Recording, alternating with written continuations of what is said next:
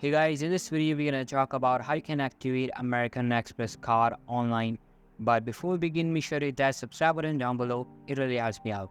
Alright guys, so first of all, open up a preferred type of browser on your PC and then search for americanexpress.com. The American Express official site will open up in front of you. Now just wait till it loads up completely. Now just tap on the login button located at the top right corner. It will basically redirect you to the login page.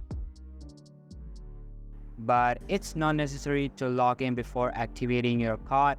Simply scroll down the page and select confirm card received.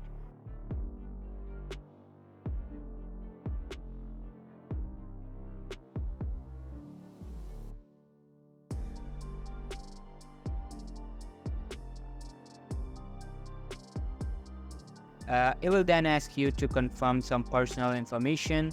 After that, you will be asked to type in your card details. Simply type in the card number, then the security code and tap on next. And after that, you will be asked to follow a bunch of steps and your card will be activated.